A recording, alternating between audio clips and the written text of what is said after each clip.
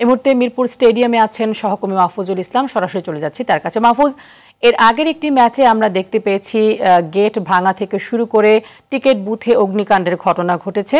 আজকের ম্যাচকে সামনে রেখে কি ধরনের ব্যবস্থাপনা দেখতে পাচ্ছেন এবং আজকের ম্যাচ নিয়ে যারা দর্শক তারা কি বলছেন? ধন্যবাদ।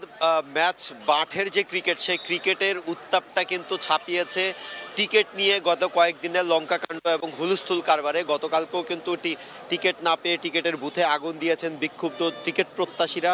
আজকে সকাল থেকে যখন ভোর 6টা 5:30 থেকে বিভিন্ন প্রান্ত থেকে মানুষজন এসছেন টিকিটের জন্য, কিন্তু সকালে বেশ কিছু 200 কিংবা গ্যালারির যে টিকিট, সেই টিকিটটি থাকলেও সময় গড়ানোর সাথে সাথে সেই গ্যালারির টিকিটের তীব্র চাহিদা থাকে, কিন্তু হচ্ছে গিয়ে টিকিটের পরবর্তীতে গ্যালারির টিকিট পাওয়া যায় না। এখন সাধারণত 575 টাকা এবং 2300 টাকার যে টিকিট সেটি দেওয়া হয়েছে। আমি যদি ব্যবস্থাপনার কথা যেটি বলছিলেন, আপনি হয়তো দেখতে পাচ্ছেন যে এখানে পুলিশ এবং র্যাবের সঙ্গে সেনাবাহিনী তারাও কিন্তু হচ্ছে গিয়ে পরিস্থিতি যাতে কোনো প্রকার অপ্রীতিকর ঘটনা এখানে না ঘটে সেজন্য তারা কিন্তু এখানে সচেষ্ট রয়েছেন।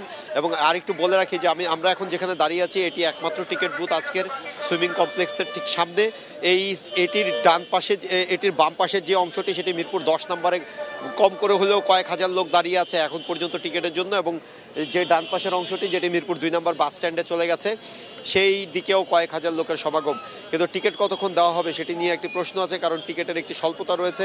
বিশেষ করে হচ্ছে কি গ্যালারির টিকিটের যে তীব্র চাহিদা, সেই চাহিদাটুকু কিন্তু আমরা যতটুকু জানতে পেরেছি এখন পর্যন্ত গ্যালারির টিকিট আসলে খুব একটা নেই খুব একটা বলতে কি নেই। এখন মাইকে অ্যানাউন্স করা হচ্ছে যে 575 টাকার টিকিট এবং 2300 টাকার টিকিট, সেই টিকিটগুলোও কিন্তু দেওয়া হচ্ছে। আর আমার পিছনে দেখতে পাচ্ছেন পুলিশের ব্যাপক উপস্থিতি, এবং আমার বাম পাশে আছে সেনাবাহিনী এবং তার পাশেই আছে র্যাব। তার মানে এখানে একটা ব্যাপক প্রস্তুতি যাতে কোনো প্রকার অপ্রীতিকর ঘটনা না ঘটে। আর মাঠের ক্রিকেটের কথা যদি বলেন, এখানে যারা দর্শকরা এসছেন তারা কিন্তু এই টিকিটটি নিয়ে অন্তত 2টি ম্যাচ যাতে দেখতে পারেন সেটিই তাদের প্রত্যাশা। কিন্তু যে অব্যবস্থাপনা, সেই অব্যবস্থাপনার যে চিত্র, তারা কিন্তু বলছেন 11তম আসর যাচ্ছে কিন্তু এই একটি টিকিট ব্যবস্থাপনা ঠিকমতো বিসিবি করতে পারেনি, এটি তাদের অভিযোগ। এটি সময়ের সাথে সাথে অন্তত পরিস্থিতি ঠিক হবে সেটি তাদের প্রত্যাশা। কিন্তু সামগ্রিকভাবে যেই টিকিট ব্যবস্থাপনা নিয়ে যেই বিসিবির যেই অব্যবস্থাপনা সেটি নিয়ে কিন্তু ক্ষোভ ঝেড়েছেন এখানের টিকিট প্রত্যাশী, দেশের দূর দূরান্ত থেকে আসা ক্রিকেট প্রেমীরা। তো দেখা যাক মাঠের ক্রিকেট কতটুকু গড়ায়, আর টিকিট নিয়ে পরবর্তীতে কোনো তথ্য থাকলে নিশ্চয়ই আমরা আপনাদেরকে জানিয়ে দেবো। এই ছিল মিরপুর শেরেবাংলা জাতীয় ক্রিকেট স্টেডিয়াম থেকে আমার কাছে সর্বশেষ। ধন্যবাদ।